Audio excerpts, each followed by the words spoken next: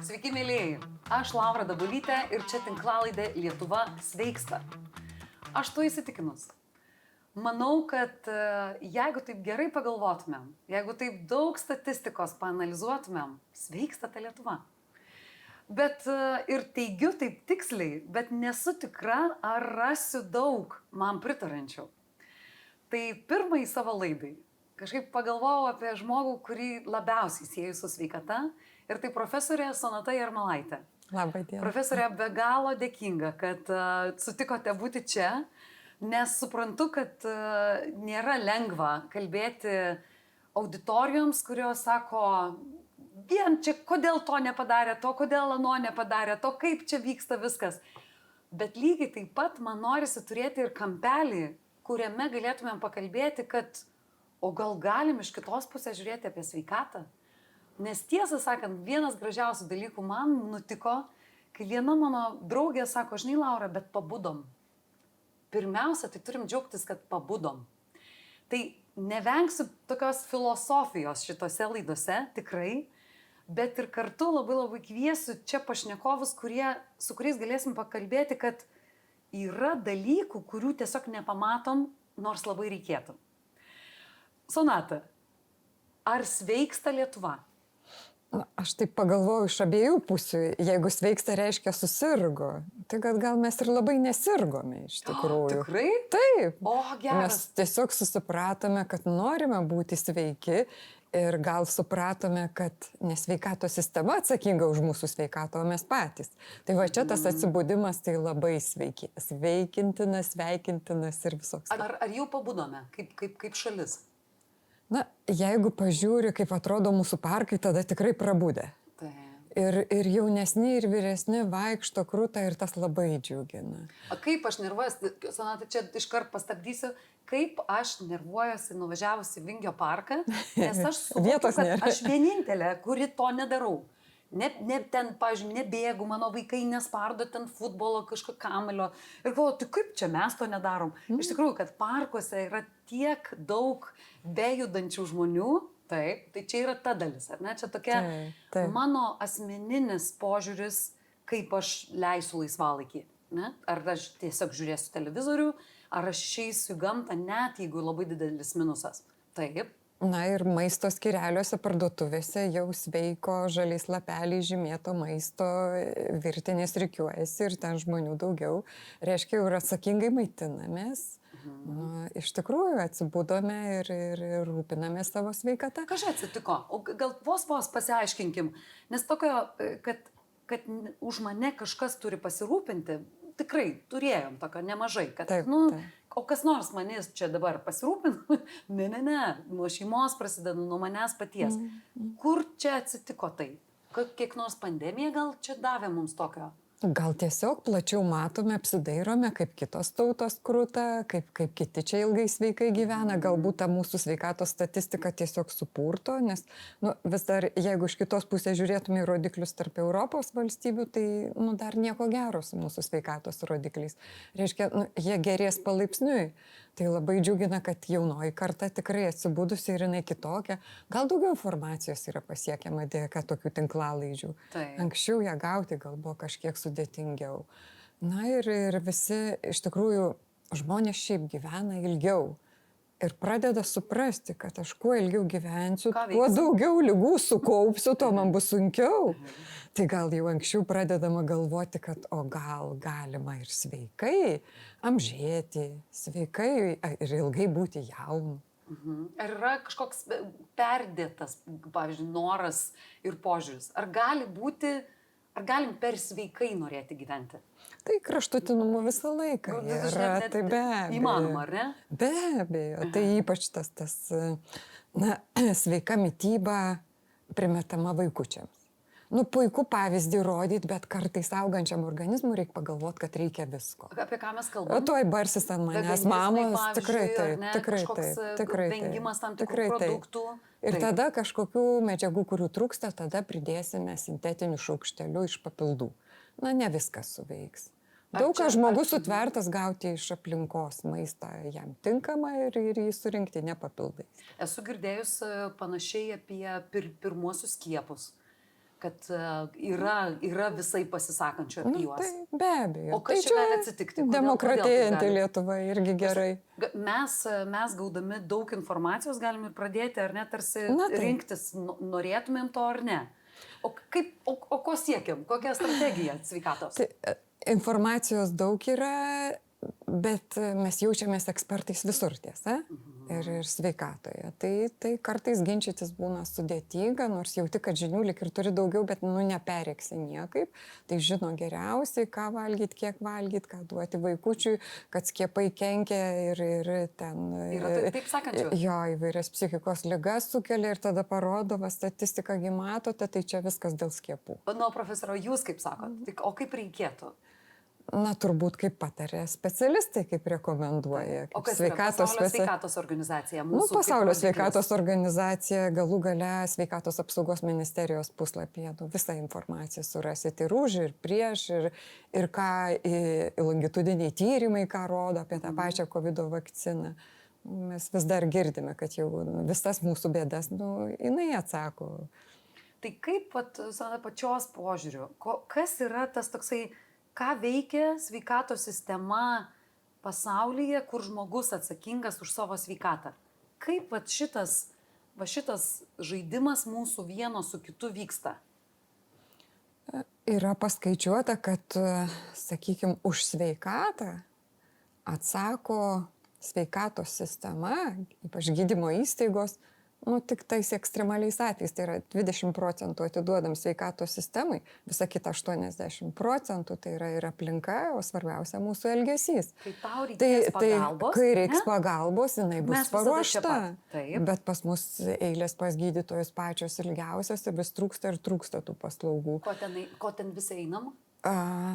Tos paslaugos, nežinau. Mes dėmesio, ko ten? Aš suprantu, kai kraujas bėga. Aš suprantu. Taip. Ar galim truputėlį teikti, kad tokio pasitarimo irgi ten einam?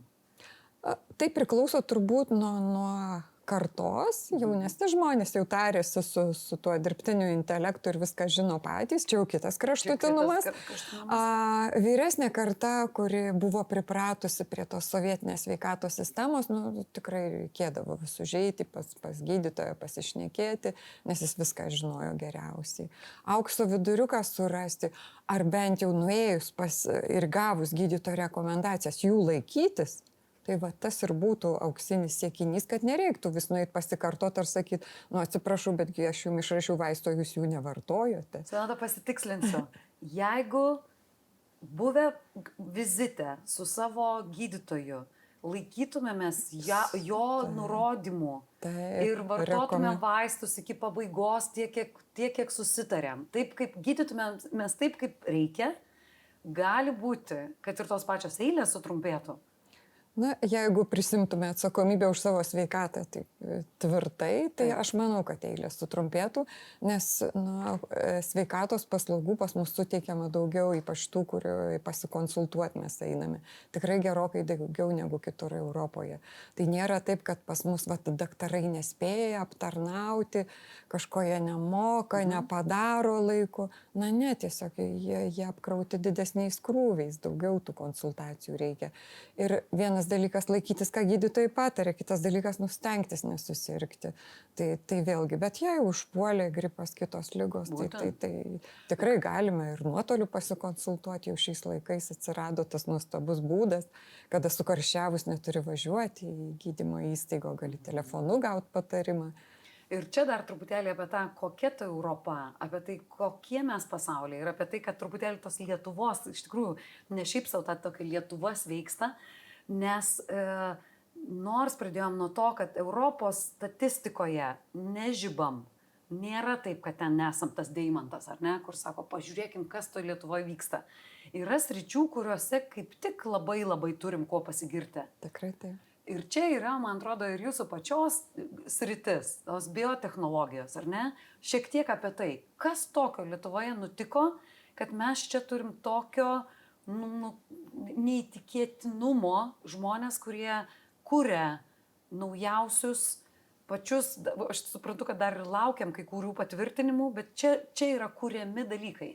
Tai tikrai taip, tai aš manau, mes turim puikią sveikatos sistemą, puikiai veikiančią, puikias ligoninės ir specialistus, ten puikią įrangą ir tikrai, na, tos paslaugos suteikiamos aukščiausių lygių. Tai jau žmonės įsitikino, pavažinėja po pasaulį ir ten pakliuvę į gydymo įstaigas, visi pakelia rankas ir sako, grįžtam į namus ir ten gydomės. Tai ko burbam? Kogi burbam tada? Taip, lietuviška gal čia. Taip, o biotechnologijos prasme? Na, o biotechnologijos, o tos inovacijos, nu, jos fantastiškos, kuriamos Lietuvoje ir dirbtinio intelekto įvairios programėlės, viskas. O kaip pati valstybė palaiko visus šitus dalykus? Aš manau, kad taip, yra tikrai didelis palaikymas kurti inovacijas, mokslo lygmenyje toksai skatinimas ir mes tikrai turim talentingų mokslininkų, kurie domisi sveikatos inovacijų kūrimu. Turim tas atžalinės įmonės, kurios brandina juos ir liktai sprendimus, kaip tai įtraukti į kliniką.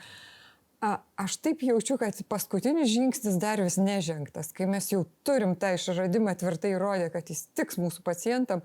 Nu ne, tada, kada pradėti taikyti tą lietuvišką produktą, lietuvišką vaistą, nu nėra taip paprasta. Mes turime tą tokį, kaip mums peržengti per tą ribą, kad imam taikyti tai, kas čia sukurta. Ir aš taip stebiu kolegas, kad kai kurios tenais tos programėlės gal taip verslas veikia, taip, kad jiem patogiau yra marketinti tenais užsieniuose negu čia Lietuvoje. Negaliu aš advokatuoti už juos, bet reikėtų dar to, kaip atratom, kad už savo sveikatą mes atsakom, tai savo inovacijom mes teikiam prioritetą ir norim turėti savo vaistus, savo įvarilės tvarsliavas, ką tik nori. Ir štai kūrėjam gali eiti su vėliava, kad, ką žinau, Sonata, tai sakė, galim mes čia. Galim. Atidarytos. Kalbant, pavyzdžiui, su savo draugėmis, kas yra tie 3 esminiai dalykai, apie ką pakalbat, tai kaip mums sveikai gyventi? Kas tie tokie labai tarsi paprasti, bet ir tokie labai kartais pamirštami dalykai, jeigu aš paskambinčiau savo mamai dabar, savo draugiai, ką jom pasakyti? 3 dalykus apie sveikatą. Tai turbūt reikia sakyti, mama, einam pasivaikščioti. Tai yra vienas, eime pasivaikščioti. Pajudėti, pakvėpuoti grynų orų. Nepamirškim tų programų, kurios yra tiesiog būtinos. Prevencinis pasitikrinimas. Tas tai tikrai, tai ką valstybė siūlo ir sako, tu sveikas, bet mes tau padėsim sveikam išlikti dar ilgiau ir patikrinsim, ar kartais nesusirgai. Tai šitos programos yra nelabai populiarios pas mus. Ateina pusė galinčių ateiti, nu kam čia eiti, jeigu dabar tave kviečia. Ir dar aš čia gerai jaučiuosi, ką man čia tikrintis. Taip. Šitas keistokas požiūris yra, bet čia valstybė taip keliasdešimt milijonų padeda ir sako, tikrinkitės ir būkit sveiki. Taip. Ai, tada neįdomu. Jeigu paburbėt galėčiau, nedavė, neleido, o tada... O tenais irgi laukia tos inovacijos, iš tarp kitko prevencinės patikros programos labai atnaujintos, kaip Europa kaip pasakė, tai mes praktiškai pirmie įsidėgėm, atsinaujinom ir ten laukia inovatyvios technologijos. Pakovojom už tai. Tai tikrai taip. Ir trečiasis, aš Sonata dabar jau taip kažkaip leidžiu savo už jūs sakyti, bet man labai patiko tas tų žalių lapelių simbolis.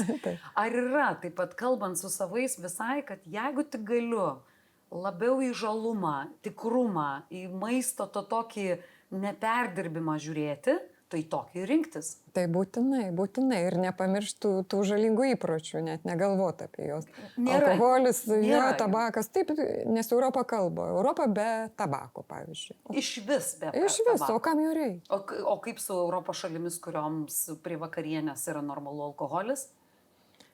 Na, jos turės turbūt savo receptą, bet Lietuva vis dar tarptų nemažai išgeriančių tautų. Nors tikrai sumažinom, mažėja rodikliai, kontrolės priemonės veikia. O kokį tikslą turime? Na, kad ant kiekvienos lietuvio galvos tenkančio alkoholio kiekis mažėtų ir mažėtų. Visada mažėtų. Visada sveiktų. Lietuva sveiktų. Lietuva nesveiksta. Lietuva sveiksta. Tai po tų nesveikų gėrimų dar saldinti gėrimai, kaip jau dabar daug šnekama. Tai kas ant jūsų stalo dabar? Ties kuo dirbat? Kas pagrindinis dalykas, ką šiuo metu dirbat? Kaip Lietuva sveikėtų? Taip. Na, kad daugiau žmonių ateitų į prevencinės programas ir kad sveikatos paslaugos būtų vienodai prieinamos visur Lietuvoje. Aš ir savo visą laiką įsignybiu ir sakau, ašgi matuoju, kaip ten gauti tą sveikatos paslaugą ar kažkokį patarimą, būdama Vilniui. O padėk save kažkur tai į regiono tašką, tarp miškų ir tada galvok už tą žmogų. O kaip jam aktyviai sudalyvauti prevenciniai programoje, sveikai maitintis ir panašiai. Tai vat apie tą vienodą prieinamumą, tai nėra lengvas sprendimas. Tai yra kalbėjimas su savivalda ir sekasi kalbėti. Iš tikrųjų, merai nori, kad jų aplinkoje būtų sveiki žmonės, darbingi žmonės, linksmi žmonės. Ir kad mums norėtųsi ten važiuoti. Taip, iš Vilniaus, ir jiems iš Vilniaus, ir kitiems į regionus. Taip. Labai ačiū, profesorė, jums. Čia laida Lietuva sveiksta. Ir aš būtinai labai noriu prisidėti prie to parodymo, tai kokios tos programos šiuo metu yra. Ir tai, ką galiu viešai rasti, būtinai po mūsų interviu, būtinai pasidalinsiu. Pasinaudokit ir jeigu tik tai turite žmonių, kuriems virš, nuo kada prasideda programos? Labai įvairiai. Yra kažkas 30-mečiams. Yra 40-mečiams. 45. 50 metų. Taip. Pagal jūsų praplėtėm amžiaus ribas daugelį programų. Yra kažkas tikrai 30 metų žmonėms. Taip, gimdos kaklelio vėžys. Štai, apie jį taip pat ir kalbėsim. Šis mėnuo beje apie tai ir kalba. Būtent. Taip, labai ačiū. Ačiū visiems, kad buvote čia. Laida Lietuva sveiksta. Iki.